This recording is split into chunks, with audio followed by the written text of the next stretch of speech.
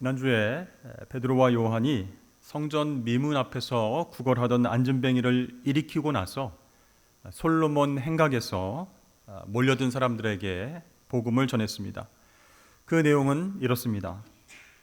여러분, 우리를 보고 놀라지 말라. 우리를 주목하지 말라. 너희가 빌라도에게 내어준 예수님이 십자가에서 죽으셨지만 부활하셔서 생명의 주가 되셨다. 이 안진뱅이는 그 예수의 이름을 믿음으로 완전히 낫게 되었다. 사도들은 자신들의 능력이 아니라 예수 이름의 능력으로 병자가 나았으니 우리를 주목하지 말고 예수님이 누구신지 생각해 보라고 외쳤습니다. 그분은 십자가에서 죽으셨지만 부활하셔서 생명의 주가 되신 메시아시다. 너희 조상 아브라함에게 주신 축복의 언약이 이제 성취되어서 예수님을 믿음으로 말미암아 복을 받게 된 것이다. 이렇게 강조했습니다. 수많은 유대인들이 솔로몬 행각에 모여서 그 설교를 듣고 있었습니다. 그때 제사장들과 성전 맡은 자와 사두개인들이 와서 이 베드로와 요한을 체포했습니다. 당시 대제사장인 안나스와 가야바는 어떤 일을 했습니까?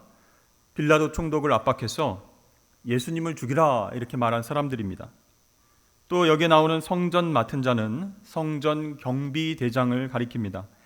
당시 예루살렘 성전의 치안과 경비는 24개의 그룹이 나뉘어서 담당하였는데 총 책임자가 바로 성전 경비 담당이었습니다. 그는 대제사장 가문에 속했고 성전 문제에 관한 한 대제사장 다음가는 고위층 관리였습니다. 이들은 모두 사두개파에 속했습니다. 이 사람들은 모두요 사도들이 전하는 복음을 싫어했는데요. 그 이유가 무엇일까요? 이 바리새인들은 부활을 믿었지만 사두개인들은 부활을 믿지 않았습니다. 왜냐하면 현세의 복이 더 중요했기 때문입니다. 실제적으로 사두개인들은요 부유한 귀족 계층이었고 최고 사법기구인 공회, 산헤드린에서 많은 의석수를 차지했습니다. 그래서 막강한 권력을 행사하면서 정치, 경제, 종교의 수많은 혜택을 누리며 살았습니다. 그들은 예수님의 부활 이후에 군병들을 매수해서 제자들이 예수님의 시신을 훔쳐갔다라고 하는 그 거짓을 퍼뜨렸던 사람들입니다. 자신들의 권력과 부를 지키기 위해서 그들의 신앙은 현세 지향적일 수밖에 없었던 것이죠. 그런데 자칭 하나님의 독생자, 유대인의 왕이라는 예수가 십자가 위에서 처형당해 죽었음에도 불구하고 부활했다는 소문이 점점 퍼져나가고 있습니다. 더군다나 그의 제자들이 예수 이름의 권세로 기적을 행하고 부활의 복음을 전하니까 너무나 싫었던 것입니다. 여러분 생각해 보십시오. 자신들이 신문하고 죽인 예수를 부활한 메시아라고 믿는 사람들이 많아지면 어떻게 되겠습니까? 사회적으로 혼란이 커지겠죠. 그리고 자신들의 입지도 좁아질 것입니다. 그래서 솔로몬 행각에서 설교하던 베드로와 요한을 체포하게 된 것이죠. 자, 이렇게 초대교회가 생긴 이후로 첫 번째 박해가 시작되었습니다. 그 결과 군중들이 겁을 먹고 흩어졌을까요? 아닙니다. 오히려 말씀을 들은 사람 중에 믿는 남자의 수가 5,000명이나 되었다라고 기록하고 있습니다. 그렇습니다. 교회는요 진리를 부정하고 박해하는 그 세력에 의해서 쇠퇴하지 않는다는 것이에요. 부활하신 예수님이 주요 그리스도다라고 하는 그 진리의 말씀이 계속 선포되고 이 부활의 증인들이 흩어져서 예수 이름의 권세로 승리하는 한 교회는 무너지지 않은 줄로 믿으시길 바랍니다. 오히려 그때 교회는요 부흥하고 성장하게 돼 있는 것이에요. 역사적으로 교회가 로마 제국을 정복하고 또 313년 밀라노 칙령에 의해서 기독교가 공인되기까지 또한 국교의 자리에 이르기까지 박해와 어려움이 없었기 때문이 아닙니다. 엄청난 환난과 핍박 속에서도 이 교회는 세상과 타협하지 아니하고 진리를 지켜냈기 때문에 교회는 부흥 성장을 이루게 된 것이죠. 그렇다면 오늘날 한국교회가 쇠퇴하고 힘을 잃어가는 이유가 무엇인지 답이 나오게 됩니다. 일부 교회들이 정치, 경제, 권력의 힘과 타협하고 그것과 상생해서 현세의 이익을 추구하려 할 때에 한국교회가 힘을 잃게 된다는 것이에요. 또한 성도들은 흩어져서 살아갈 때에 예수 이름의 권세보다는 재물과 풍요의 신 바알을 더 사랑하기 때문입니다. 예수 이름으로 회복되는 것보다 은과 금의 능력을 더 신뢰하기 때문이라는 것이죠. 그러므로 여러분, 어떠한 상황 속에서도 바알이 아닌 부활하신 예수님을 선택하실 수 있기를 축복합니다. 진리가 아닌 것과 타협하지 말아야 됩니다. 흩어져서 왕 같은 제사장으로 살아내야 됩니다. 그럴 때에 교회 공동체는 영적으로 건강하게 성장할 수 있습니다. 자, 유대교 지도자들은요, 베드로와 요한을 신문하면서 그들이 무슨 권세와 누구의 이름으로 이 일들을 행하였는지 물어봤습니다. 그때 베드로가 성령 충만해서 담대하게 이렇게 말합니다. 너희와 모든 이스라엘 백성들은 알라, 너희가 십자가에 못 박고 하나님이 죽은 자 가운데서 살리신 나사렛 예수 그리스도의 이름으로 이 사람이 건강하게 되어 너희 앞에 섰느니라. 그러니까 베드로와 요한과 함께 치료받은 안징뱅이도 그들 앞에 서 있었습니다. 그러니까 그들이 베드로와 요한의 대답을 듣고 할 말을 잃게 되었어요. 본래 학문 없는 평범한 사람인 줄 알았는데 담대하게 논리적으로 말하는 그 태도에 깜짝 놀랐습니다. 자신들의 능력이 아니라 부활하신 예수의 이름의 권세로 이 사람이 회복되었다라고 하면서 옆에 치유된 그 환자, 병자의 그런 모습을 보여줍니다. 자기 발로 서 있는 그 모습을 바라보니까 그들은 더 이상 반박하지 못했습니다. 그렇습니다. 우리가 전도할 때에 성령의 능력으로 담대하게 말할 수 있습니다. 그러나 그것은 사람들이 혐오감과 불쾌감을 느끼는 방법으로 마구마구 전하라, 그런 뜻은 아니라는 거예요. 성령 하나님은 인격이십니다.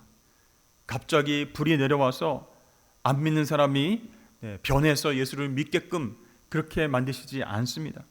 또 말을 논리적으로 유창하게 하는 사람을 주로 사용하셔서 전도하시지 않습니다. 그 대신 저와 여러분들, 평범해 보이는 우리가 부활하신 예수 안에서 살아갈 때에, 그분과 교제함으로 말미암아 은혜가 풍성할 때에 우리 삶의 모습을 통해서 다른 사람들이 감동받게 하신다라는 거예요. 반박할 수 없게 만드신다는 거예요. 내가 아니라 예수님의 권세로 일한 증거를 드러내셔서 할 말을 잃게 만드십니다. 그것이 성령께서 역사하시는 전도의 방법이다라고 말할 수 있어요. 우리가 새생명 축제 때 우리 한번 많은 영혼들을 주께로 데리고 나옵시다, 이렇게 권면합니다. 그런데요, 억지로 교회로 끌고 와서 자리에 잠깐 앉히면 그것이 무슨 유익이 있겠습니까? 한 번만, 딱 한 번만 교회에 나와주면 내가 선물을 사주겠다, 밥을 사주겠다, 그 이후엔 마음대로 해도 된다, 교회 안 나와도 된다, 네 마음껏 살아도 된다, 이렇게 말하면 어느 누가 교회 안에 진리가 있다라고 믿겠습니까? 과연 어떤 사람이 그 전도하는 사람에게 진정성이 있다라고 생각할 수 있겠습니까? 여러분, 평소에 예수 이름의 권세로 살아가는 그 삶을 통해서 감동을 주고 전도하실 수 있기를 주의 이름으로 축복합니다. 여러분, 오늘 말씀에서 보이는 베드로와 사도들의 태도를 어떻게 생각하십니까? 그들은요, 예수님이 재판받고 십자가에서 죽으셨을 때 겁이 나서 도망쳤습니다. 우리도 십자가 처형을 당할 수 있지 않을까? 그래서 예수는 나와는 상관이 없는 사람이다, 이렇게 비겁하게 잡아댔습니다. 그러나 지금 사도들의 모습을 여러분 보십시오. 그 과거에 비겁했던 모습이 전혀 문제가 되지 않습니다. 성령에 사로잡혀서 부활의 증인으로 담대하게 사명을 감당하고 있습니다. 그렇습니다. 우리도 그렇게 제자들처럼 살아갈 수 있습니다. 비록 우리가 주님을 부인하고 주님 말씀에 불순종하면서 넘어지며 살 때도 있지만 부활하신 주님 말씀에 온전히 사로잡혀서 그분과 함께 동행하며 살아갈 때에 그것이 가능하다는 것이에요. 종교 지도자들이 처음에는 이 사도들을 굉장히 우습게 봤습니다. 예수라고 하는 사람 꽁무니를 졸졸 뒤따라다니면서 수발 들던 그런 배움과 학식이 없는 갈릴리 어부 출신들이구만, 그렇게 우습게 봤어요. 그런데요, 오늘 성령 충만해서 담대하게 복음을 전하는 모습을 보고 할 말을 잃게 되었다라고 그렇게 기록하고 있어요. 나중에 풀어주게 됩니다. 그렇습니다. 이 복음의 진리는요, 우리를 당당하게 만든다는 것이, 예수 이름의 권세는요, 누구도 우리를 우습게 여기지 못하게 합니다. 그러므로 여러분, 세상에 나가서 먼저 주눅 들지 마시고 당당한 하나님의 자녀로 부활의 증인으로 살아가실 수 있기를 바랍니다. 이제 베드로가 예수님을 그들에게 이렇게 소개합니다. 이 예수는 너희 건축자들의 버린 돌로서 짐 모퉁이의 머릿돌이 되었느니라. 여러분, 머릿돌이 무엇인가요? 그것은 건축물의 가장 기초가 되는 돌입니다.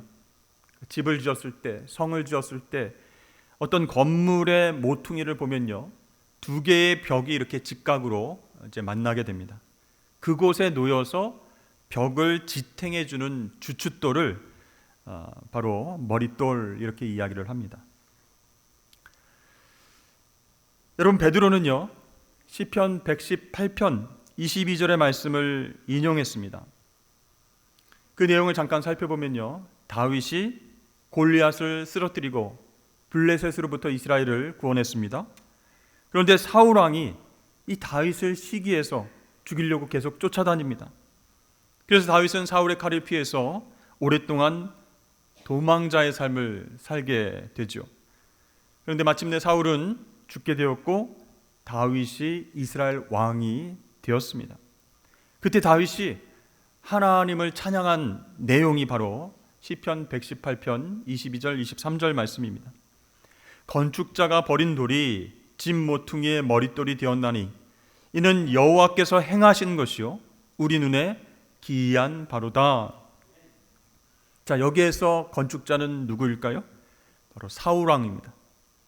건축자가 버린 돌은 다윗 자신을 가리킵니다. 그러니까 이 사울 왕은요, 자신을 이스라엘의 건축자로 여기고 있었다, 그런 뜻입니다. 이스라엘의 첫 번째 왕으로 왕국을 건축하는데 자신보다 뛰어난 사람은 없다라고 사울이 확신했습니다. 그래서 다윗을 제거하려고 노력했던 것이죠. 자신의 왕국을 건축하는데 이 다윗이라고 하는 돌은 쓸모없고 해롭다, 이렇게 판단했습니다.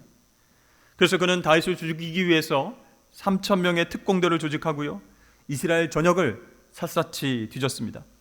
그런데 놀랍게도 사울 왕이 버린 다윗을 하나님께서 치유하셔서 집 모퉁이의 머릿돌, 즉 이스라엘 왕국이라고 하는 집의 주춧돌로 삼으셨다라는 것이죠. 그래서 감격에 겨운 다윗이 시편을 통해서 하나님을 찬양하고 있는 것이에요. 건축자 사울이 버린 돌, 나 다윗을 하나님께서 취하셔서 이스라엘 왕국의 머릿돌로 삼으셨으니 이것은 여호와께서 행하신 기이하고 놀라운 일입니다. 이렇게 하나님을 찬양했습니다. 다윗 이후로 1000년이 지나서 예수님께서 이 땅에 오셨습니다. 그런데 대제사장, 바리새인, 사두개인, 종교 지도자들은 예수님을 배척하고 죽이려고 합니다. 그때 예수님께서 그들에게 이렇게 말씀하셨습니다. 너희가 성경에 건축자들이 버린 돌이 모퉁이의 머릿돌이 되었나니 이것은 주로 말미암아 된 것이요 우리 눈에 기이하도다 함을 읽어본 일이 없느냐. 그가 예수님이 위의 시편 말씀을 인용하신 것이죠. 그럼 여기에서 건축자는 누구를 가리킬까요? 바로 대제사장을 비롯한 종교 지도자들을 말하고 있습니다. 그리고 건축자들이 버린 돌은 바로 예수님 자신을 말합니다. 자, 유대 종교 지도자들은요, 자신들이 하나님 나라를 건축하는 전문가다라고 자부하고 있습니다. 그런데 갑자기 나타난 예수, 갑자기 굴러들어온 돌 예수는 우리가 보기에 비전문가인데 전문가인 척 사람들의 마음을 빼앗고 다닌다, 이렇게 생각했습니다. 이 예수를 그냥 놔뒀다가는 우리들의 권력과 이익이 흔들릴 것이다, 이렇게 판단하고 예수님을 십자가에 못 박혀 죽게 만들었습니다. 그러나 하나님께서는 그 건축자들, 유대교 지도자들이 버린 돌 예수님을 취하셔서 하나님 나라의 주춧돌로 삼으시고 그 위에 교회를 세우셨습니다. 그러니까 베드로가요, 예수님이 하신 말씀을 기억하고 정확하게 인용했습니다. 자, 하나님께서 자칭 건축자라고 생각하는 당신들이 아니라 당신들이 버렸던 돌 예수 그리스도를 통해서 하나님 나라를 건축해 나가신다. 그러므로 다른 이로서는 구원 받을 수가 없다, 이렇게 당당하게 이야기를 했습니다. 우리 다 같이 12절 말씀을 함께 읽어보도록 하겠습니다. 시작. 다른 이로서는 구원을 받을 수 없나니 천하 사람 중에 구원을 받을 만한 다른 이름을 우리에게 주신 일이 없음이라 하였더라. 아멘. 여러분, 왜 사울왕은 자신의 사위이면서 충복이었던 다윗을 버리고 죽이려고 했겠습니까? 자기 자신이 이스라엘 왕국의 머릿돌, 주춧돌이라고 확신했기 때문입니다. 스스로 이스라엘의 주춧돌이로 되려고 했을 때에 다윗처럼 능력 있고 신실한 사람은 제거 대상이 될 수밖에 없었던 것입니다. 왜 유대교 지도자들은 예수님을 못 박아 죽었습니까? 그들 스스로 하나님 나라의 머릿돌, 주춧돌이라고 확신했기 때문입니다. 여기서 우리는 대부분 인간이 자신이 똑똑하고 가진 것이 많을수록, 직책이 높을수록 스스로 자기 인생의 주춧돌이 되려는 어리석음을 범한다라고 하는 사실을 알 수 있습니다. 그런데 한번 생각해 보십시오. 여러분, 과연 인간 스스로가 자기 인생의 주춧돌이 되는 것, 그것이 가능한 일일까요? 트럼프가 미국 대통령으로 다시 당선이 되었습니다. 가만히 보니까 그는 자신 스스로 미국이라는 나라를 강하게 만들 머릿돌, 주춧돌이라고 생각하는 것 같습니다. 그가 외치는 구호에 그것이 명확히 드러나고 있습니다. 어떤 구호를 자주 외쳤죠? Make America Great Again. 그래서 첫 글자를 따서 MAGA, 마가입니다. 마가복음의 마가가 아니라 다시 미국을 위대하게 만들겠다, 이렇게 외치는 내용의 축약된 글이 바로 마가입니다. 그래서 트럼프는요, 관세 폭탄 정책을 강하게 추진하고 있습니다. 우리나라도 심각한 상황이 됐어요. K 반도체라든지 철강이라든지 자동차라든지 알루미늄 분야의 기업들이 큰 타격을 받게 되었습니다. 또 트럼프는 불법 이민자들을 추방해서 이 미국인들의 일자리를 지키겠다, 이렇게 큰 소리치고 있습니다. 또 치열한 미중 패권 싸움을 시작을 했습니다. 나토 회원국들에게는 당신들 방위비를 더 내라, 우리 미국이 언제까지 당신들의 안보를 지켜줄 것인가, 돈을 더 내라, 이렇게 큰 소리칩니다. 또 우리나라를 향해서는 주한 주둔하는 비용을 더 내야 되겠다, 이렇게 압박을 하고 있습니다. 이 트럼프 대통령은요, 이 여러 나라가 머리를 맞대고 이 국제 문제를 함께 풀어가는 다자주의 외교를 굉장히 싫어합니다. 왜 싫어할까요? 자신의 특유한 협상 전술이 있거든요. 그것이 바로 벼랑 끝 전술입니다. 상대방을 코너로 몰고 가서 막 흔들고 원하는 것을 얻어내는 것이 자기의 전술인데, 여러 나라가 머리를 맞대고 협의하고 회의하면 그렇게 할 수 없기 때문에 굉장히 싫어하는 것이에요. 그래서 이번 임기 말고 첫 번째 임기 때에 국내의 반대를 무릅쓰고 파리 기후 협약과 세계 보건기구에서 탈퇴하기도 했습니다. 이런 그의 정책들은요, 더 이상 미국이 손해보지 않고 다시 세계 최고의 강대국이 되겠다, 내가 그 주춧돌, 머릿돌 역할을 하겠다라고 하는 트럼프 대통령의 의지라고 볼 수가 있습니다. 이런 움직임이 글로벌 질서를 얼마나 흔들어 놓을지 예측 불가능합니다. 세계가 대격변의 회오리 속으로 들어가고 있는 위기의 상황입니다. 사울왕은요, 스스로 이스라엘 왕국의 머릿돌이라고 여겼습니다. 그런데 그 결말은 어땠습니까? 자신이 믿었던 군대와 사랑하는 3명의 아들이 전멸당하는 비극을 목격해야만 했습니다. 끝내 자신도 전쟁터에서 스스로 삶을 마감하고 말았습니다.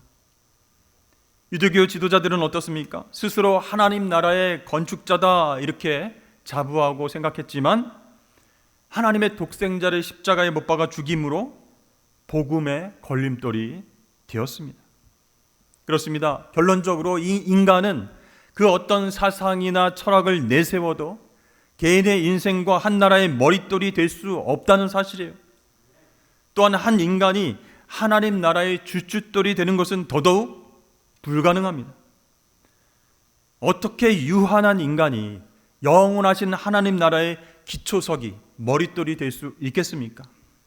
그래서 하나님은 건축자들이 버린 돌, 예수 그리스도를 살리셔서 하나님 나라의 모퉁이돌, 주춧돌, 머릿돌이 되게 하셨다라는 사실이죠. 오직 예수님을 통해서만 구원을 얻게 하셨습니다. 천하 사람 중에 구원을 받을 만한 다른 이름을 주신 일이 없는 줄로 믿으시길 바랍니다. 그런데요, 교만한 사람들이 일어나서 자기가 한국교회를 구원하겠다, 내가 한국 정치를 살려보겠다, 한국 사람들의 삶을 구원해내겠다 이렇게 외치고 있습니다. 그 이면에는 스스로 자신의 왕국을 건설하려고 몸부림치려고 그런 계획이 있다는 것이죠. 여러분, 베드로가 유대교 지도자들 앞에서 당당하게 말할 수 있었던 이유가 무엇이었겠습니까? 내 이름이 아니라 예수 그리스도의 이름이 한 병자를 구원했음을 겸손히 말했기 때문이었습니다. 베드로도 좀 유혹이 있었겠죠. 내가 초대교회의 머릿돌이 되었기 때문에 이런 능력을 일으킬 수 있었다. 내 권세와 내 능력으로 40년 동안 앉아 있었던 그 병자가 일어났다, 이렇게 말하고 싶었을 것입니다. 그러나 베드로는 그렇게 말하지 않았습니다. 오직 나사렛 예수 그리스도의 이름으로 일어나 걸으라 이렇게 선포했기 때문에 기적이 일어났다라고 베드로는 당당하게 말했던 것입니다. 사랑하는 성도 여러분, 오직 예수 그리스도만이 우리 가정과 교회와 일터에 참되고 영원한 머릿돌이 되심을 믿으시길 바랍니다. 근데 혹시 우리는 스스로의 욕망을 위해서 예수 그리스도를 버리지는 않습니까? 은과 금의 유혹과 권세 앞에서 예수 이름의 권세는 모른 척하면서 살고 있지는 않으십니까? 사실 우리가 예수를 잘 믿고 바르게 사는 것 때문에 고난과 아픔을 경험할 수 있습니다. 버림받을 수도 있습니다. 그러나 너무 걱정하지 마십시오. 사람들에게 버림받은 경험이 있으신 예수님께서 우리의 모든 사정과 형편을 다 아십니다. 우리를 찾아와 주셔서 위로하시고 힘을 주십니다. 동병상련의 마음으로 우리를 위로하시는 주님을 기대하실 수 있기를 바랍니다. 그러니 여러분, 결코 예수 잘 믿는다고 손해보는 것 같아서 힘들어하거나 절망하지 마시길 바랍니다. 사랑하는 성도 여러분, 오늘 말씀을 통해서 예수님을 내 인생의 머릿돌로 삼기 위해서 우리는 무엇을 해야 되겠습니까? 내 자아를 과감하게 내려놓고 내 자아를 십자가에 못 박는 그런 사순절 기간이 되어야 할 것입니다. 여러분, 그것이 정말 하나님의 지혜로운 자녀들의 모습일 것입니다. 여러분, 하나님의 영광을 위해서 오직 예수님만의 내 삶의 주인이시고 머릿돌이심을 인정하면서 하루하루 승리하실 수 있기를 주의 이름으로 축복합니다.